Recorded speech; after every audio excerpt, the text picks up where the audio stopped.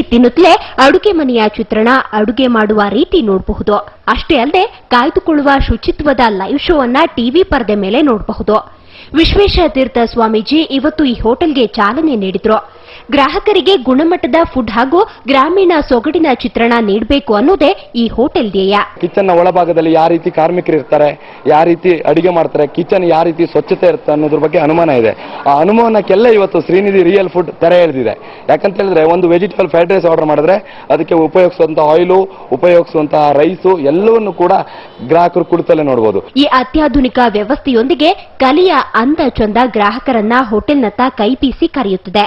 ಇಲ್ಲಿನ ತಿಂಡಿ ದೇಸಿಯ ಸೊಗಡಿನಿಂದ ಕೂಡಿದ್ದು ರುಚಿಕರವಾಗಿದೆ ಅನ್ನೋದು ಫುಡ್ ಸವಿದವರ ಮಾತು. ಎಲ್ಲ ಐಟಮ್ಸ್ ತುಂಬಾ ಚೆನ್ನಾಗಿದೆ. ಎಸ್ಪೆಷಲಿ ಹಳ್ಳಿ ಫುಡ್ ಏನಿತ್ತು, ಪತ್ರವಡೆ, ಅದು ಎಲ್ಲ ನೀರ್ ದೋಸೆ ನನ್ನ ಫೇವ್ರೇಟ್. ಇನ್ಮೇಲೆ ನಾನು ಯಾವಾಗ್ಲೂ ಸಂಡೇ ಬರ್ತೀನಿ ಇಲ್ಲಿ ಅಂತ. So hopefully I have my Sunday hotel ಇವಾಗ ಸಿಕ್ಬಿಟ್ಟಿದೆ ನನಗೆ. ಹೈಟೆಕ್ ಸಿಟಿಯ ಜನರಿಗೆ ಈ ಅತ್ಯಾಧುನಿಕ ವ್ಯವಸ್ಥೆಯ ಹೋಟೆಲ್ ಭಿನ್ನ ಅನುಭವ ನೀಡುವುದರಲ್ಲಿ ಸಂಶಯವಿಲ್ಲ. ಅಲ್ಲದೆ ತಿಂಡಿಯ ಘಮದೊಂದಿಗೆ ಕಲೆಯ ಸೊಬಗನ್ನ ಆಸ್ವಾದಿಸುವ ಅದ್ಭುತ ಅವಕಾಶವನ್ನ ಗ್ರಾಹಕರಿಗೆ ಕಲ್ಪಿಸಿಕೊಟ್ಟಿರುವುದು ವಿಶೇಷ. ಪವಿತ್ರ ಶೆಟ್ಟಿ, ಸುವರ್ಣ ನ್ಯೂಸ್.